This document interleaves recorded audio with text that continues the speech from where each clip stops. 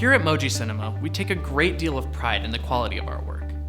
In order to achieve the highest quality picture and sound possible, there are certain characteristics that we look for in a suitable interview environment. One of the most important features is a quiet location that is free from extraneous noise, including ringing phones, traffic, people talking, or ventilation systems that we can't control.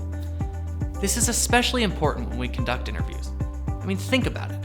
If the audience is struggling to hear what the subject is saying, it's highly unlikely that they'll stay tuned to your video for very long. On the other hand, if the subject is constantly distracted, they'll have a difficult time staying focused and conveying the necessary emotion to tell a powerful story. Nothing kills a good interview faster than a set of wandering eyes and ears. Anything that we can do to eliminate distractions is extremely important for the success of a video as a whole. Another important feature is having access to natural light and electrical outlets. We love to film in natural light because nothing beats the power of the sun in illuminating the subject of a video. We do realize that natural light isn't always available or practical in certain environments, so we always bring studio lighting to accommodate any shooting scenario. It is also very important to have adequate spaces that is free of clutter. A location with ample room will allow us to set up our gear while moving around freely, and it won't impede the staging process. After all, we don't want anyone tripping over a light stand or a tripod and hurting themselves. Safety is always a main priority, so let's work together to eliminate any mishaps. Another detail that is often overlooked is scheduling. Some locations may be more optimal at different times of the day or week.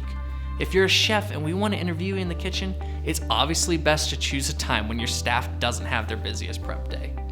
If we're filming in an office with a big bay of windows, we don't want to film when the harsh morning or afternoon light is beaming in and causing drastic shadows. Always think ahead of time about the nuances of particular locations. Last but certainly not least, we want to think of a location that is relevant to the story we're telling. If we're telling the story of a baseball player's rise to fame, we don't want to see them cooped up in an office. We want to see them in the locker room or on the field. Our job is to bring that story to life, so we don't want the audience struggling to visualize the story being told. Also, be sure to think about any props or set dressing that we can utilize to enhance the story. We may not always use them, but it's great to have options. If you run a construction company, we may want to see things like tools and hard hats in the background. Again, it's about fully immersing the audience in the story that we're telling.